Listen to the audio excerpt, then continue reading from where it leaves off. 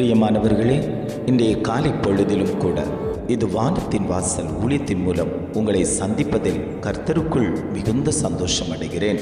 நான் வெட்கப்பட்டு போயிடுவேனோ, என்னுடைய வாழ்க்கை கேள்விக்குறியாய் நின்று கொண்டிருக்கிறதே, அநேக இடங்களில் தோற்று போன அனுபவத்தோடு வாழ்ந்து கொண்டிருக்கிறேன். எதற்காக நான் வாழ வேண்டும்? என் ஜீவனை நான் பறிகொடுத்து விடலாமோ? என் வாழ்க்கையில் நான் எதையுமே சாதிக்கவில்லையே.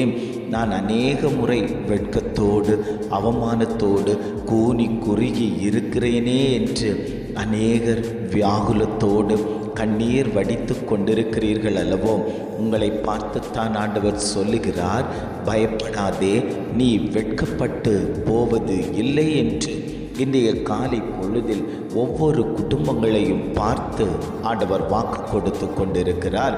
இன்றைய காலை பொழுதிலும் கூட ஆண்டவர் நமக்கு தரக்கூடிய நல்ல வார்த்தை என்னவென்றால், ஏசாயா 50ஆம் அதிகாரம் 7ஆம் வசனம் இவ்வாறாக சொல்லுகிறது, கர்த்தராகிய ஆண்டவர் எனக்கு துணை செய்கிறார், ஆகையால் நான் வெட்கப்படேன். வசனம் இவ்வாறாக சொல்லுகிறது, கர்த்தராகிய ஆண்டவர் எனக்கு துணை செய்கிறார், ஆகையால் நான் வெட்கப்படேன். ஆண்டவர் நம் பக்கத்தில் இருப்பாரேயானால் எந்த வெட்கமும் எந்த அவமானமும் நம்மை சேதப்படுத்துவது இல்லை. அநேக காரியங்களுக்காக நம்மை அவமானமாய் வெட்கமாய் அவதூறாய் பேசுகிறவர்கள் உண்டு. ஆனால் நம் தேவனுக்குள் இருப்போமேயானால் அந்த வார்த்தைகள் நம் இருதயத்தை காயப்படுத்துவது இல்லை. அந்த வார்த்தைகள் நம் இருதயத்தை சஞ்சலப்படுத்துவது இல்லை. அந்த வார்த்தை நம் இருதயத்தை நொறுக்குவது இல்லை. ஆண்டவருக்குள் இருந்து கொடுக்கும்போது எப்பேற்பட்ட வார்த்தைகள் நம் செவிகளில் கேட்டாலும் அந்த வார்த்தைகளை மறக்க செய்யக்கூடிய தகப்பன் உன்னோடு கூட இருக்கிறதுனால ஆண்டவர் சொல்லுகிறார், நீ வெட்கப்பட்டு போவது இல்லை என்று. இன்றைய காலை பொழுதில் ஒவ்வொரு குடும்பங்களையும் பார்த்து ஆண்டவர் வாக்கு கொடுத்து கொண்டிருக்கிறார். அநேகருடைய வாழ்க்கை வெட்கத்திலே தான் இருந்து கொண்டிருக்கிறது. நான் வெளியில் போனால் என்னை வெட்கப்படுத்தி விடுவார்களோ, கடன்காரன் என்னை வெட்கப்படுத்தி விடுவானோ, சொத்து விஷயத்தில் நான் வெட்கப்பட்டு போயிடுவேனோ, என் பிள்ளையின் காரியத்தில் நான் வெட்கப்பட்டு போயிடுவேனோ, என் திருமண காரியத்தில் இருக்கக்கூடிய தடையினால் நான் வெட்கப்பட்டு போயிடுவேனோ, இப்படி பல காரியங்களுக்காக வெட்கத்தோடு வீட்டுக்குள்ளாடியே முடங்கி கிடக்கக்கூடிய அநேகர் உண்டு. ஆண்டவர் சொல்லுகிறார், இருளின் கிரியைகள் உன் குடும்பத்தை விட்டு வெளியேற்றப்படும். இருளின் அந்தகாரங்கள் உன் குடும்பத்தில் உதிப்பது இல்லை. நீதியின் சூரியனாகிய தெய்வம் உன் குடும்பத்துக்குள் வாசம் பண்ணும்போது உன் குடும்பத்தில் வெட்கப்படுத்தி கொண்டிருக்கக்கூடிய அத்தனை காரியங்களையும் எடுத்து மாற்றுவதற்கு நான் சர்வ வல்லமை உள்ள தேவன் என்று ஆவியானவர் குடும்பத்தை பார்த்து வாக்கு கொடுத்து கொண்டிருக்கிறார். அநேகருடைய வெட்கங்களினால் அநேகர் மரணித்து கொண்டிருக்கிறார்கள். அநேகருடைய அவமான பேச்சுகளினால் அநேகர் தூக்கிலிட்டு தற்கொலைக்கு நேராக போய்கொண்டிருக்கிறார்கள். இனி என் வாழ்க்கை நிலை நிற்பது இல்லை.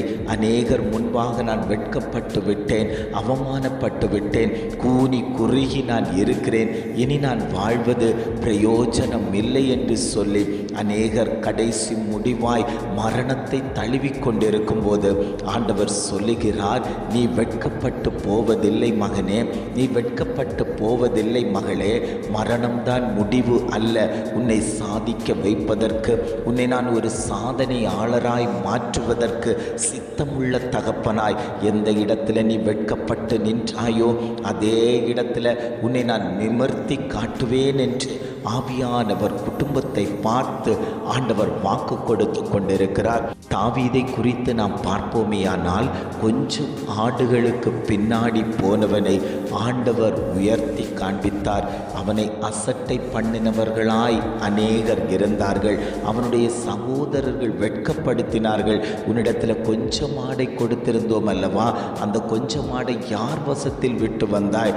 உனக்கு இங்கு வருவதற்கு யார் உனக்கு அனுமதி தந்தார் நடந்தார்கள் என்றெல்லாம் அவனை வெட்கத்தோடு கேவலத்தோடு அவனை பேசின அந்த வார்த்தைகள் அவன் இருதயத்தில் இருந்த போதிலும் அவன் ஆண்டவருடைய சமூகத்தில், ஆண்டவரே, இப்படிப்பட்டதான காரியங்கள் என் சகோதரர்கள், என் குடும்பத்தினர்கள், என் நண்பர்கள் எனக்கு விரோதமாய் பேசி கொண்டிருக்கிறார்களேன்னு சொல்லி அவன் தேவ சமூகத்தில் ஊற்றி கொடுத்த போது ஆண்டவர் அவன் மேல் இரக்கம் வைத்து அவனை இஸ்ரவேலின் ராஜாவாய் மாற்றினாரே. ஆனால் ஆண்டவர் சொல்லுகிறார், உன் வெட்கத்தை, உன் கவலையை, உன் பாரத்தை, உன் வியாகுலத்தை தேவ சமூகத்தில் நீ ஊற்றி கொடுப்பாயானால் உனக்குண்டான நன்மைகளை பெற்றுக்கொள்வதற்கு, உனக்குண்டான மேன்மைகளை பெற்றுக்கொள்வதற்கு நான் இன்றைக்கும் ஜீவனுள்ள தகப்பனாய் நான் இன்றைக்கும் உன்னோடு கூட உலாவிக் கொண்டிருக்கிறேன். மகனே, நீ பயப்பட வேண்டாம், நான் உன்னோடு கூட இருக்கிறேன். நீ வெட்கப்பட்டு போவதில்லை,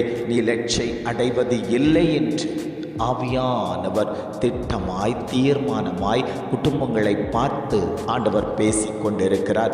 எத்தனை பேர், ஆண்டவரே, என் குடும்பத்தில் அநேக வெட்கங்கள் இருக்கிறது, ஆண்டவரே, என் பிள்ளையை குறித்து அநேகர்கள் வெட்கப்படுத்துகிறார்கள், அவமானப்படுத்துகிறார்கள், நானோ ஒரு மூலையில் அடங்கி ஒடுங்கி இருக்கிறேன், கண்ணீரோடு இருக்கிறேன்.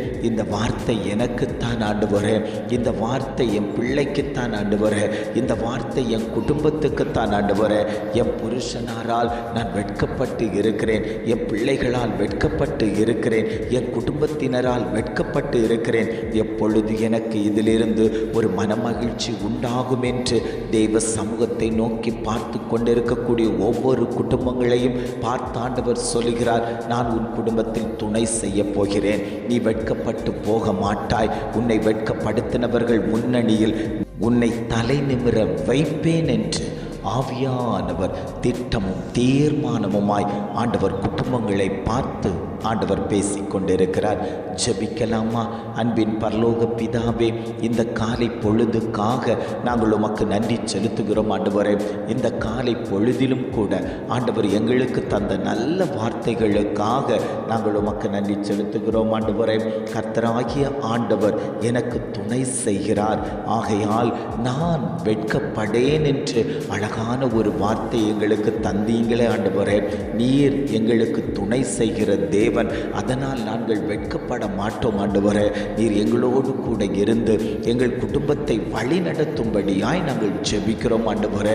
அநேக துஷ்டர்கள் எங்கள் வாழ்க்கையில் ஆண்டவரே எங்களை பின்மாற்றத்துக்குள் கொண்டு போகணும், இந்த குடும்பத்தை அழிக்க வேண்டும் என்று சொல்லி எங்களை பலவீனப்படுத்தி கொண்டிருக்கும் போது தெய்வமாகிய கர்த்தர் எங்கள் மத்தியில் நின்று எங்களை வெட்கப்படுத்த விடாதபடிக்கு எங்களை பாதுகாத்து கொள்ளும் நல்ல துணையாளராய் எங்கள் மத்தியில் நீர் உலாவுகிறதற்காக நாங்கள் உமக்கு நன்றி செலுத்துகிறோம் ஆண்டவரே. இம்மட்டுமாய் ஆண்டவரே எங்களை நீர் வழி நடத்தினதற்காக நாங்கள் உமக்கு நன்றி செலுத்துகிறோம். இதை கேட்டுக்கொண்டிருக்கக்கூடிய ஒவ்வொரு குடும்பங்களையும் கர்த்தர் வெட்கத்தில் இருந்து மாற்றி அவர்களுக்கு ஒரு மனமகிழ்ச்சியை கொடுக்கும்படியாய் நாங்கள் ஜெபிக்கிறோம் ஆண்டவரே. நீர் அப்படியே செய்து விட்டதற்காய் ஸ்தோத்திரம். உம்முடைய நாமம் மகிமைப்பட்டு விட்டதற்காக நாங்கள் உமக்கு நன்றி செலுத்துகிறோம் ஆண்டவரே. இம்மட்டுமாய் வழி நடத்தினீர், இனியும் நீர் அவர்களை வழி நடத்தும்படியாய் நாங்கள் ஜெபிக்கிறோம். எங்களை தாழ்த்தி தருகிறோம். துதி கன மகிமை எல்லாம் உமக்கே செலுத்துகிறோம். மீட்பர் இயேசுவின் மூலம் ஜெபம் கேளும் நல்ல பிதாவே.